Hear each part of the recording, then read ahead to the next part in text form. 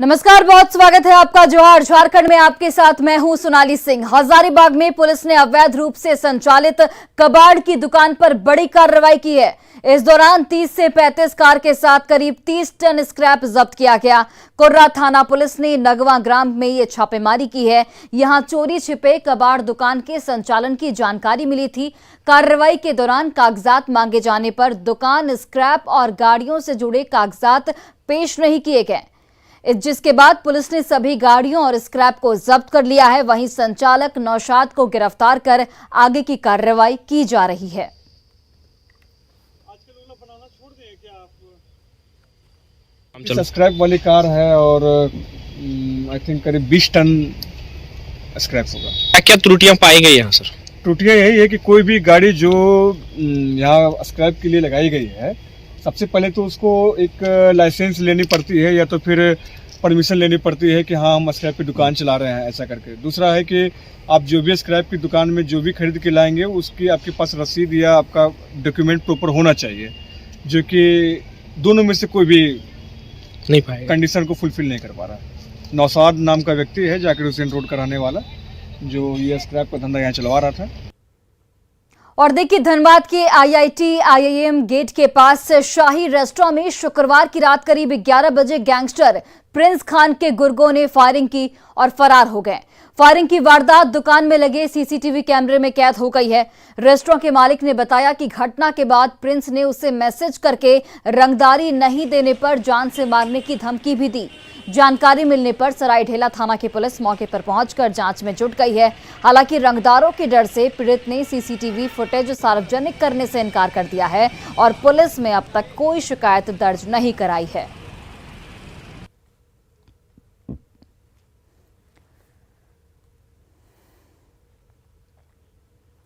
गिरिडीह के बेंगाबाद प्रखंड के आदिवासी बहुल्य गांव सहपुरा में पिछले 3 साल से बिजली बिल का कलेक्शन नहीं किया गया है। ऐसे में अब लोग इस वक्त बेहद परेशान दिख रहे हैं। लोगों की ये मांग है कि बिजली बिल की वसूली हर महीने की जाए, न कि 3 साल या फिर 4 साल में एक बार।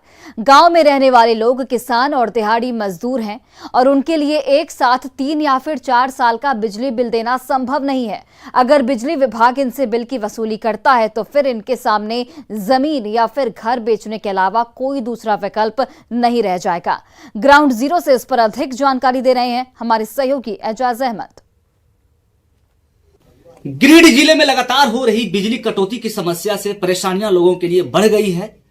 और आपको बता दें, गिरिडीह जिले के बेंगाबाद प्रखंड के अंतर्गत आने वाले सोनबाद में एक ऐसा आदिवासी गांव है जहां पे बिजली तो आ रही है लेकिन बिजली बिल का कलेक्शन नहीं हो पा रहा है, जिसके वजह से यहां की जो स्थानीय ग्रामीण है चिंतित है, भयभीत है। आप तस्वीरों में साफ देख सकते हैं, ये सोनबाद पंचायत का शहरपुरा गांव है, ये आदिवासी गांव है और यहाँ पे लगभग 150-200 की संख्या में लोग रहते हैं आसपास में।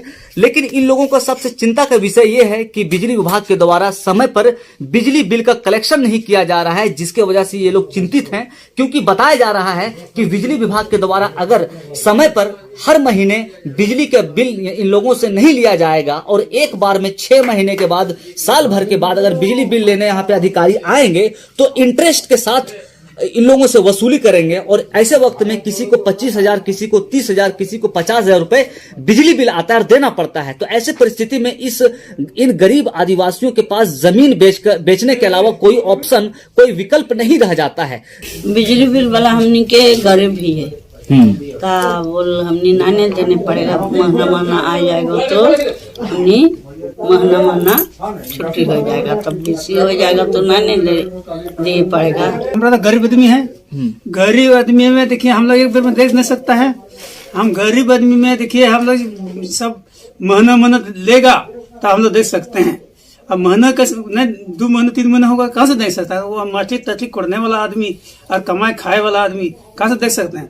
और सरकार एक बार में मांगेगा साल, 2 साल, 3 साल, 5 साल का, तो कहाँ से देख सकते हैं? अगर इन आदिवासियों के यहाँ विभाग की मनमानी चलेगी, अगर इन लोगों पर FIR कर दिया जाएगा, बिजली बिल कनेक्शन कर दिया जाएगा, तो इन लोगों का मुकदमा लड़ते ही जिंदगी बीत जाएगा। और ये जो घर परिवार आप देख रहे हैं, ये घर द्वार भी बिक जाएगा केस लड़ने में। तो ऐसी परिस्थिति में सरकार को भी चाहिए, विभाग को भी चाहिए कि हर महीने बिजली का कलेक्शन कर लिया जाए, ताकि इन लोगों को इकट्ठे जो देना पड़ता है ब्याज के साथ, उससे बचा जा सके, क्योंकि ये लोग गरीब हैं और एक साथ पैसा ये लोग देने की बिल भुगतान करने की स्थिति में नहीं है।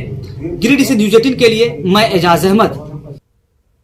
और देखिए, भारत जोड़ो यात्रा की कड़ी को आगे बढ़ाने के लिए अब कांग्रेस प्रदेश अध्यक्ष राजेश ठाकुर और मंत्री आलमगीर आलम गिरिडीह पहुंच चुके हैं। यहां समर्थकों ने माला पहनाकर उनका जोरदार स्वागत किया। इस दौरान कांग्रेस के सैकड़ों कार्यकर्ता और नेता मौजूद रहे। यात्रा में शामिल मंत्री आलमगीर आलम ने केंद्र सरकार पर जनता की उम्मीदों पर खरा नहीं उतरने का आरोप लगाया है।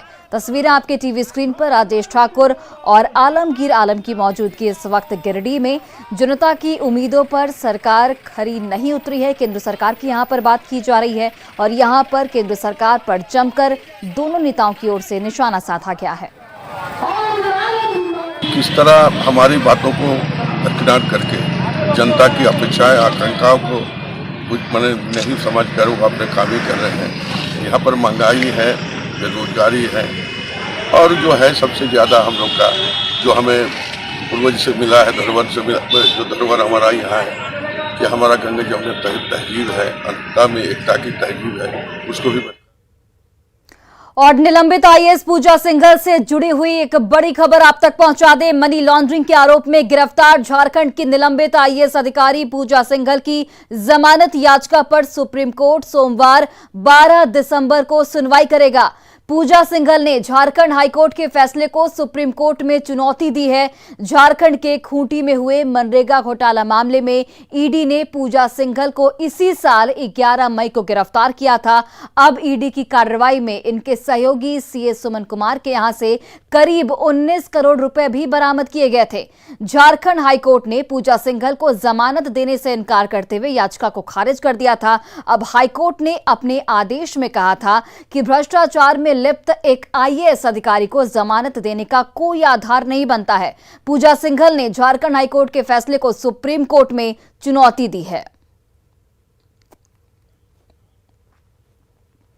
जामताड़ा विधायक इरफान अंसारी ने बिजली की लचर व्यवस्था देख बिजली विभाग के दुमका ट्रांसमिशन जोन के जीएमएस के वर्णवाल को फोन कर जमकर फटकार लगाई है, जिसका वीडियो सोशल मीडिया पर वायरल हो रहा है। वीडियो में भड़के विधायक ने जब पदाधिकारी से जिले के विद्युत आपूर्ति की जानकारी लेनी चाहिए तो वे कुछ भी नहीं बता पाए। विधायक ने जामताड़ा के साथ भेदभाव का आरोप लगाया। साथ ही विधायक इरफान अंसारी यहीं पर नहीं रुके, उन्होंने बिजली ग्रिड को तोड़ने की भी धमकी यहां पर दे डाली। सुनिए मेरी बात, आप क्या पूछिएगा। हेलो, आपको जानकारी नहीं है, मात्र 3 मेगावाट, ठीक है। 3 मेगावाट से कैसे होगा बताइए, बनवाल साहब बताइए। सर देखिए सर, हम लोग पावर खरीदते नहीं है सर, हमें जितना कितना आपको बोला है कि भेदभाव करें, जामताड़ा के साथ पक्षपात करें। मात्र 3 मेगावाट मात्र, मेरा बच्चा नहीं पड़ेगा। इग्नोरेंस कर रहे हैं क्या हमको आप लोग, इरफान अंसारी को? नहीं, क्यों ऐसा हो रहा है, क्यों? हम बर्दाश्त नहीं करेंगे, बता रहे कल हम पूरा ग्रिड तोड़ ताड़ देंगे, ग्रिड से हम आपका। और गोड्डा के महागामा में पुलिस ने सेक्स रैकेट का बड़ा खुलासा किया है। होटल पर पुलिस की छापेमारी में 3 लड़के और 3 लड़कियों को हिरासत में लिया गया है, जिनसे महागामा थाने में पूछताछ इस वक्त की जा रही है। होटल को फिलहाल बंद कर दिया गया है। वहीं पुलिस एफआईआर दर्ज कर आगे की कार्रवाई में जुट गई है। तस्वीरें आप देखिए, यही वो होटल है जहां पर सेक्स रैकेट का बड़ा खुलासा हुआ। फिलहाल पुलिस की ओर से होटल को सील कर दिया गया है। 3 लड़के और 3 लड़कियां इस वक्त पुलिस की हिरासत में हैं। 12 बजे गुप्त सूचना मिली कि महागामा का जो रिलैक्स होटल है और संगम होटल में अनैतिक व्यापार हो रहा है।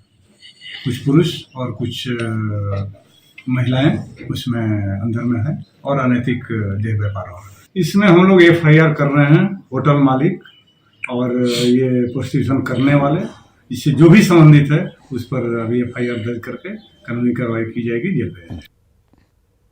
रामगढ़ के पतरातू में कंस्ट्रक्शन कंपनी के साइट कैंप और भोरकुंडा में रेलवे साइडिंग कर फायरिंग करने वालों को पुलिस ने गिरफ्तार कर लिया है। एसपी द्वारा गठित एसआईटी ने 6 अपराधियों को यहां पर गिरफ्तार किया है। ये सभी पतरातू के पांडे गिरोह से जुड़े हुए हैं। दोनों घटनाओं के बाद इलाके में दहशत का माहौल बन गया था, लेकिन फिलहाल पुलिस ने इस पूरे मामले में 6 अपराधियों को गिरफ्तार कर लिया है। एसआईटी टीम के द्वारा लगातार अनुसंधान करते हुए और छापामारी करते हुए 6 लोगों को गिरफ्तार किया गया है। इन 6 लोगों को साक्ष्य के आधार पर गिरफ्तार किया गया है और इन सभी की क्रिमिनल हिस्ट्री भी रही है। ये लोग बेसिकली अप्रत्यक्ष रूप से इनके इनडायरेक्ट लिंक्स पांडे गैंग से हैं और we are further investigating into the case. इसमें और लोगों की संलिप्तता भी है और हम लोग लगातार छानबीन कर रहे हैं, तफ्तीश कर रहे हैं और आने वाले समय में अन्य लोगों की भी गिरफ्तारी होगी। साइबर अपराधियों ने हजारीबाग डीएसओ का लॉगिन हैक कर सैकड़ों फर्जी राशन कार्ड जारी कर दिए हैं। हैकर्स ने ग्रीन कार्ड को बिना कोटा ही गुलाबी कार्ड में बदल दिया है। गुलाबी कार्ड पर परिवार के हर सदस्य को 1 रुपए किलो की दर से 5-5 किलो सामग्री मिलती है। इस बात का खुलासा हजारीबाग के अलावा देवघर और गिरिडीह से भी हो चुका है। जिला आपूर्ति अधिकारी के अनुसार खबर मिलने के बाद जब उन्होंने छानबीन की तब जाकर पता चला कि उनके लॉगिन आईडी को हैक कर लिया गया है। थाने में इससे संबंधित प्राथमिकी भी दर्ज करा दी गई है। फिलहाल हजारीबाग में राशन कार्ड बनाने पर रोक लगा दी गई है, जिससे आम लोगों को काफी परेशानी हो रही है। हम लोगों को विभाग से सूची प्राप्त हुई थी करीब 5 दिनों पहले। उसके बाद हम लोग इस मामले में रेस हो गए और अपने स्तर से भी इसकी जांच पड़ताल की जा रही है और जितने भी आईडी का जो किया गया है कार्डधारियों को, उसको हम लोग चिन्हित कर रहे हैं कि किस डीलर का है, किस एरिया का है। इसमें से ज्यादातर आपका विष्णुगढ़ एरिया से आ रहा है, तो उसको चिन्हित करके अपने स्तर से भी जांच कर रहे हैं और अपना पुलिस भी अपना अनुसंधान में फिर वो जांच करेगी किस तरह से कहां से किया गया है, फिर हम लोग कार्रवाई करेंगे। झारखंड में तेजी से मौसम में बदलाव देखा जा रहा है। रांची समेत राज्य के कई इलाकों में सर्द हवाएं इस वक्त चल रही हैं। वहीं बंगाल की खाड़ी में बने निम्न दबाव का असर अब झारखंड में भी दिखाई दे रहा है। राजधानी रांची में न्यूनतम तापमान 13 डिग्री जबकि अधिकतम 26 डिग्री सेल्सियस दर्ज किया गया है। वहीं शहरी क्षेत्र की अगर बात करें तो वहां भी जमकर कुहासा पड़ रहा है। मौसम केंद्र के अनुसार 15 दिसंबर तक झारखंड में तापमान में और भी गिरावट देखी जा सकती है। इस पर अधिक जानकारी दे रही हैं हमारी सहयोगी रूपाली त्रिपाठी। पूरे झारखंड के मौसम में तेजी से बदलाव देखा जा रहा है। राजधानी रांची का न्यूनतम तापमान 13 डिग्री सेल्सियस है, वहीं अधिकतम तापमान 26 डिग्री है। ठीक सामने तस्वीरों में देखेंगे शहरी क्षेत्र में भी कुहासा का जो घेराव है बहुत ज्यादा है और राजधानी रांची में प्रतिदिन जो तापमान है उसमें गिरावट देखा जा रहा है। झारखंड के अलग अलग हिस्सों में भी मौसम विज्ञान के अनुसार कनकनी बढ़ेगी और तेज जो सर्द हवाएं हैं उसमें भी बढ़ोतरी होगी। आने वाले 15 दिसंबर तक तापमान में और भी गिरावट की संभावना है। Rupali Tripathi, news 18, Ranchi. Science for society Jharkhand की ओर से डीपीएस बोकारो में आयोजित राज्य स्तरीय बाल विज्ञान कांग्रेस का समापन हो चुका है। कार्यशाला में डीपीएस बोकारो के 10वीं के छात्र अभिनीत शरण के प्रोजेक्ट की काफी तारीफ हुई है। उसने एक ऐसा सॉफ्टवेयर और मोबाइल ऐप तैयार किया है जिसके जरिए बोलने और सुनने में असमर्थ व्यक्ति की आवाज को भी सुना जा सकता है।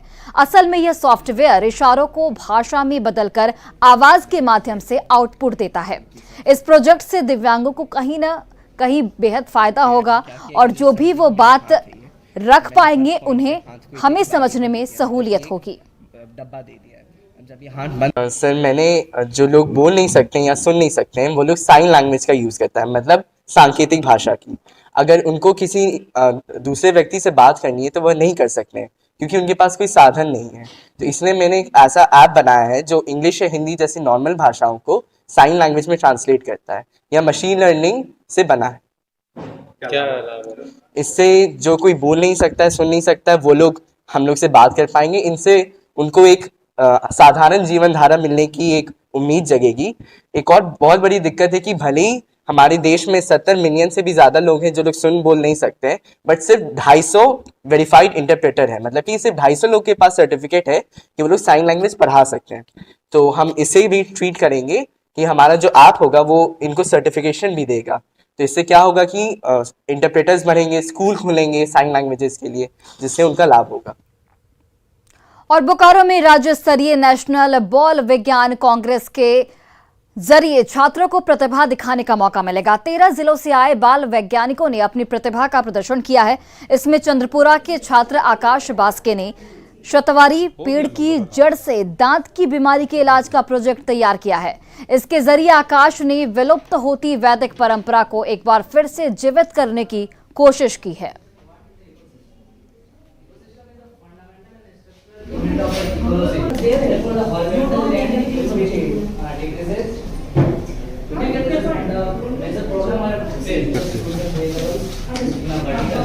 मेरा प्रोजेक्ट है सर शतावरी पौधों से दांत का इलाज बिना साइड इफेक्ट से। शतावरी के बारे में बहुत सारे उपयोग इंटरनेट में दिया गया है। इससे नाक का इलाज, गला का इलाज, दांत गला बैठ जाता है उसका इलाज, सर्दी जुकाम। लेकिन मैं इसके बारे में नया चीज़ बताना चाहता हूँ। मैं दांत का इलाज के बारे में बताना चाहता हूँ। जो उसके जड़ें हैं वो जड़ से उनका कोई नेट में नहीं दिया हुआ है, ना ये नेट में दिया है, ना गूगल में दिया है, यूट्यूब में भी सर्च मार ली वहाँ भी नहीं दिया है। मैंने अपने से बनाया हूँ। एक विज्ञान विधि के सहारे जो रिसर्च का मेथड है या शोध की विधि है, उसके जरिए चीज़ों को ढूंढने का, जानने का या समझने का प्रयास करें। तो ये झारखंड के लिए बेहद अहम है, क्योंकि जंगल से लेकर तमाम प्राकृतिक संपदा है, यहाँ प्रचुर प्राकृतिक संपदा है। हजारीबाग में स्टेट ऑफ द आर्ट की तर्ज पर नवनिर्मित कलेक्ट्रेट बिल्डिंग की भव्यता और स्वच्छता लोगों को अपनी ओर आकर्षित कर रही है। भवन की आंतरिक और बाहरी साज सज्जा और रखरखाव लोगों को अपनी ओर आकर्षित कर रहा है। इसमें स्थानीय कला संस्कृति, पर्यटन स्थल, खान पान, वन्य जीव पर खास ध्यान दिया गया है। वहीं सोहराई और कोहबर की चित्रकारी भी लोगों को खूब आकर्षित कर रही है। इसी के साथ महिला सेल्फ हेल्प ग्रुप को परिसर में कैंटीन और पलाश मार्ट मुहैया कराया गया है, जिससे वे आर्थिक रूप से भी मजबूत हो रही हैं। हमारे जिले हजारीबाग का जो नया समनालय है वो 30 दिसंबर 2020 से संचालित है और अभी हम लोगों ने एक नई पहल की है। हम लोग उसे सुसज्जित कर रहे हैं, उसे एक नया आप कह सकते हैं चेहरा देने की कोशिश कर रहे हैं और उद्देश्य ये है कि हम चाहते हैं कि पूरे जिले में हमारे अधिकारियों में, यहाँ के कर्मियों में, आम जनता में एक सकारात्मक सोच, ऊर्जा, अनुशासन और देश प्रेम की भावना संचारित हो। तो लोग यहाँ पे आए, लोगों को थोड़ा अच्छा लगे, अपने आप को कनेक्ट कर पाए कि ये हमारे गांव के, हमारे क्षेत्र का फोटो है, तस्वीर है, ये यहाँ की विशेषता है। और बाहर से भी आने वाले लोग हैं, ये जान पाएँ कि हजारीबाग में क्या खासियत है। तो समाहरणालय को इसीलिए चुना गया कि यहाँ पे बहुत सारे लोगों का आना जाना लगा रहता है। और बोकारो में रविवार के दिन फिर से हैप्पी स्ट्रीट का आयोजन किया गया। लगातार तीसरे हफ्ते आयोजित हैप्पी स्ट्रीट में बच्चों से लेकर बुजुर्गों तक सभी मस्ती के मूड में नजर आए। इस दौरान बच्चों ने जहां अपनी प्रतिभा को दिखाया, वहीं बड़ों ने भी फिटनेस के लिए सड़क पर वर्जिश की, यानी कि एक्सरसाइज किया। इस दौरान लोगों को स्वस्थ रहने का भी संदेश दिया गया। हैप्पी स्ट्रीट के माध्यम से छोटे बच्चों के हाथ से कम 2 घंटे मोबाइल जरूर छूट जा रहा है, जो एक बड़ी उपलब्धि बताई जा रही है। अच्छा लग रहा है, लाइक इट्स अपब्रिंगिंग एंड बहुत ज़्यादा खुशी होती है बिकॉज आप एक्टिव रहते हैं बहुत ज़्यादा और आपको मोटिवेशन मिलता है मॉर्निंग में उठ के थोड़े जॉग करने के लिए, लोगों से मिलने के लिए। तो it's a nice thing, a nice experience and I hope every Bokaro people will enjoy and they will keep going in this happy street. अच्छा लग रहा है, लोगों से मिलना हो रहा है, सबसे ये भी अच्छा लग रहा है कि जिनको हम लोग मतलब कई लोगों को ऐसे कभी मिले नहीं है, उनसे भी आज मिलना हो रहा है यहाँ पर। और हम लोग 4 से यहाँ आते हैं तो थोड़ा सा सेक्टर्स के लोगों से भी हमारा मिलना जुलना हो रहा है, इंटरेक्शन हो रहा है उन लोगों से। तब आए यहाँ पे मॉर्निंग में, सुबह में थोड़ा सा उठने में सबको प्रॉब्लम होती होगी, मगर 2 मिनट का लगता है, उसके बाद यहाँ आए और इंजॉय करें। आपके अंदर में जो छुपी हुई आपकी खुशी है, जो हैप्पीनेस है, हम लोग कोशिश कर रहे हैं, हम लोग चाहते हैं कि वो आप निकालिए। आपके अंदर में जो प्रतिभा है, आपके अंदर में जो टैलेंट है, आप अपने सड़क पर लाइए, आपको लोग पहचाने, आपकी एक आइडेंटिटी बने। और जो एक संडे और ये जाड़ा में एक खुशनुमा जो सुबह होता है ना, आपका बीते और पूरा सप्ताह आप खुशियों से सराबोर रहे। यहाँ पे आप देख रहे हैं बच्चे, बूढ़े, लेडीज़, जेंट्स, एवरीबॉडी, कोई साइकिलिंग कर रहा है, कोई स्केटिंग कर रहा है, कोई अपना हुनर दिखा रहा है। ये इतना अच्छा मैसेज बच्चों ने पीछे छोड़ा है, लाजवाब। और बस यही आशा है कि हर हफ्ते लोग आते रहें और इसी टाइप से ये आगे चलता रहे। और सबसे बड़ा एक हमको जो उपलब्धि इसमें दिख रही है कि बच्चों के हाथ से 2-3 घंटा के लिए कम से कम मोबाइल छूट गया है। और अब आपको एक ऐसे शख्स से मिलवाते हैं जो अपने जुनून की वजह से सबकी जुबान पर चढ़ गया है। लोहरदगा के किस्को प्रखंड के रहने वाले दीपक संगीत सीखने के लिए रांची आए हुए हैं। पेशे से वो एक ड्राइवर हैं। हर रोज सुबह 2 घंटे कड़ाके की ठंड में जमीन पर बैठकर रियाज करते हैं, फिर दिन भर निजी कंपनी के लिए गाड़ी चलाते हैं। पर सरकार की तरफ से कोई सहायता इन्हें नहीं मिलती है। तस्वीरें आप देखिए, संगीत का जुनून और सिस्टम से जंग की ये तस्वीरें। आज हम आपको एक ऐसे शख्स से मिलवाएंगे जो लोहरदगा के किस्को प्रखंड से राजधानी रांची पहुंचे हैं अपने जुनून को पूरा करने। हमारे सामने तस्वीरों में दीपक जी हैं जो कि पेशे से गाड़ी चलाते हैं और उनका जुनून, उनका पैशन है संगीत के फील्ड में बहुत आगे जाना चाहते हैं और यही इसी को लेकर ये सुबह सुबह डेली अपना रियाज करते हैं। दीपक जी, लोहरदगा से आप रांची पहुंचे हैं, रांची आने का खास कारण क्या, वहाँ पे नहीं थी सुविधा या फिर क्या है गाने को लेकर आगे? नहीं, वहाँ पे तो सुविधा तो नहीं है मैम, इसके कारण से हमको आना पड़ा यहाँ पे। और एक्चुअली पहले से हम बहुत इसमें इंटरेस्ट था हमको, मगर मेरा गांव पे कोई सुविधा नहीं था, इसके कारण से हम काम करने आए और हम अपना दिमाग से हम ढूंढ लिए। सुविधा में तो ऐसे गाँव में होना चाहिए, गाँव में तो नहीं है, गाँव में नहीं है तो कम से कम प्रखंड में होना चाहिए। संगीत के कोई ऐसा कुछ नहीं है। कुछ नहीं है जी। और काफ़ी ज़्यादा आप ट्रेडिशनल गानों को प्रैक्टिस कर रहे थे, आपके 2 बोल हमारे झारखंड वासी भी सुनेंगे, 2 बोल बता दें। जी, हम सुना देते हैं।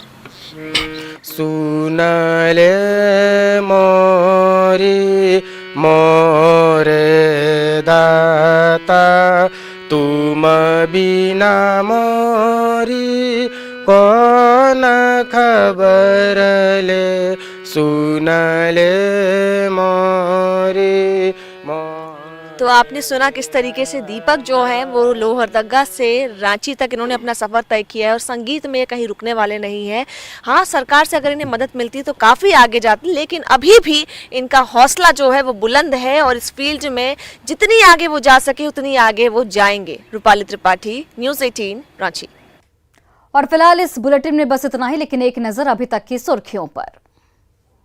Headlines presented by elegant steel, India's number 1 QST बार, भरोसा दिखता नहीं टिकता है। हजारीबाग में अवैध कबाड़ी दुकान पर कार्रवाई, 35 कार 30 टन स्क्रैप जब्त, कागजात नहीं पेश करने पर संचालक को पुलिस ने गिरफ्तार किया। गिरिडीह के आदिवासी बाहुल्य गांव में पिछले 3 साल से नहीं हुआ बिजली बिल का कलेक्शन, बकाया बिल से ग्रामीण बेहद परेशान, विभाग से हर महीने बिल वसूलने की गुहार।